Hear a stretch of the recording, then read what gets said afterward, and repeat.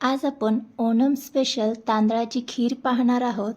तर आजची स्पेशालिटी म्हणजे ही ओणमची स्पेशल खीर जी आहे ती आपण महाराष्ट्रीयन पद्धतीने करणार आहोत.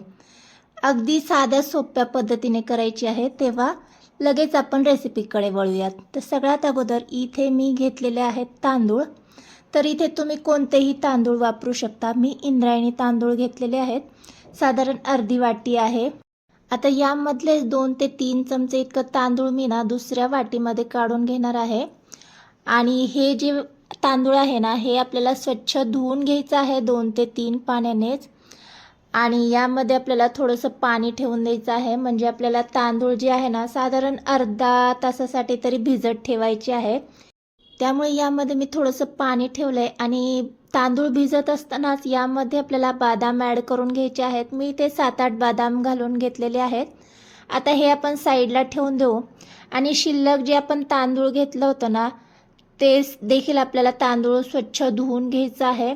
तर इथे मी अर्धा लिटरची खीर करते. अर्धा लिटरच्या खिरीसाठी इथे आपल्याला अर्धी वाटी तांदूळ पुरेसा आहे. आता स्वच्छ धुवून घेतलेत. आता आपल्याला गॅसवर कुकर ठेवायचा आहे. कुकरमध्येच करून घेऊयात, म्हणजे झटपट आपली खीर जी आहे ती तयार होईल. आता यामध्ये 2 ते 3 चमचे इतकं तूप घालून घ्यायचं आहे. आणि आपण जे स्वच्छ धुवून घेतलेलं तांदूळ आहे ना, ते यामध्ये घालून घ्यायचं आहे. आणि तुपामध्ये मीडियम गॅसवर 2-3 मिनटं छान असं परतवून घ्यायचं आहे.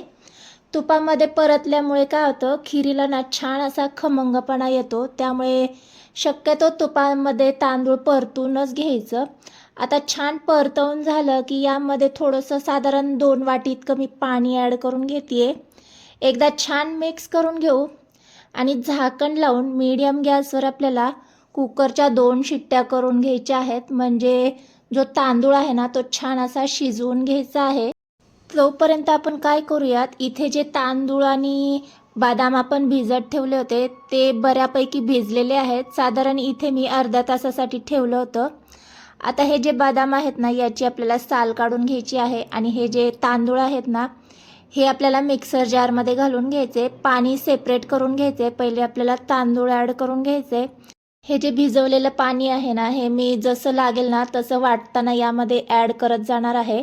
सोबतच बदामच्या साली देखील काढून घेतलेत, ते सुद्धा यामध्येच घालून घ्यायचे. आणि झाकण लावून जसं गरज वाटेल ना तसं ते वाटीतलं पाणी ॲड करून आपल्याला याची छान अशी पेस्ट तयार करून घ्यायची आहे. तर इथे पाहू शकता, या पद्धतीने आपली पेस्ट तयार झालेली आहे.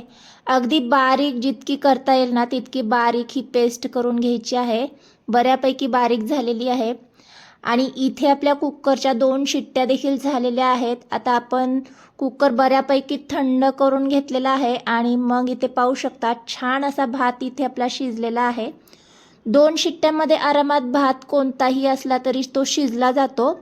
तरीसुद्धा एकदा चेक करून घ्यायचं. इथे बऱ्यापैकी शिजलेला आहे.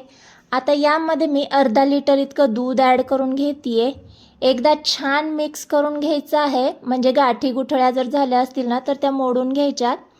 आणि लगेच यामध्ये आपण जी तांदूळ आणि बदामाची पेस्ट तयार केली होती ना, ती देखील ॲड करून घ्यायची आहे.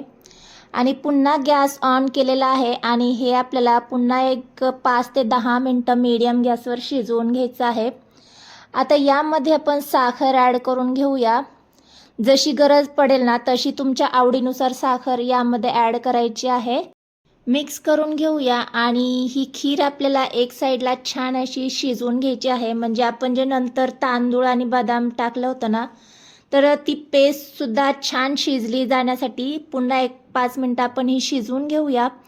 तोपर्यंत एक साईडला कढल्यामध्ये मी काय केलं, साधारण 2-3 चमचे तूप ॲड करून घेतलं. आणि या तुपामध्ये आपल्याला ड्रायनट्स तळून घ्यायचे आहेत. इथे ड्रायनट्स तुम्ही तुमच्या आवडीनुसार घेऊ शकता. मी बदाम आणि काजू घेतलेले आहेत. आता छान खमंगपणा येईपर्यंत तळले की वरून आपल्याला हे ड्रायनट्स जे आहे ते खिरीमध्ये ॲड करून घ्यायचे आहेत. या पद्धतीने जेव्हा आपण ड्रायनट्स वरून तळून घालतो ना, तेव्हा खिरीला एक छान खमंगपणा येतो. आता चारोळे मी तुपामध्ये तळलेले नाही आहेत, त्यामुळे असे सेपरेट मी यामध्ये घालून घेते. आता सर्वात शेवटी यामध्ये दुधामध्ये केसर मी भिजत ठेवलेलं होतं ते ॲड करून घेते. इथे ड्राय नट्स तुम्ही तुमच्या आवडीनुसार कमी जास्त करून घेऊ शकता. सर्वात शेवटी वेलची पावडर ॲड करून घेऊ. छान अशी मिक्स करून घेऊया आणि साधारण मीडियम गॅसवर एक 2-3 मिनटं पुन्हा आपण उकळी काढून घेऊया. म्हणजे आपण जे मसाले वगैरे यामध्ये ॲड केले ना, त्याचा खमंगपणा या खिरीमध्ये उतरण्यासाठी. आता 5 मिनटं झालेली आहेत. गॅस बंद करून घेऊ आणि खिरीला आपल्याला झाकण लावून असंच ठेवून द्यायचं आहे. झाकण लावताना मी आता गॅस बंद केलेला आहे. तर आता इथे पाहू शकता एक 2-3 मिनिटाने मी हे झाकण काढून घेतलेलं आहे. इथे पाहू शकता एकदम मस्त असा खमंगपणा आलेला आहे आणि खीरही तुम्ही पाहू शकता अगदी दाटसर अशी झालेली आहे. तर गरमागरम ही खीर आपण सर्व करून घेऊया. तर इथे तुमच्या लक्षात आलंच असेल, कोणत्याही मिल्क पावडरचा किंवा खव्याचा वापर न करता आज आपण ओणम स्पेशल तांदळाची खीर महाराष्ट्रीयन पद्धतीने कशी तयार केलेली आहे. तर आजची ही खीर तुम्हाला आवडली असेल तर प्लीज एकदा व्हिडिओला हाईप करा.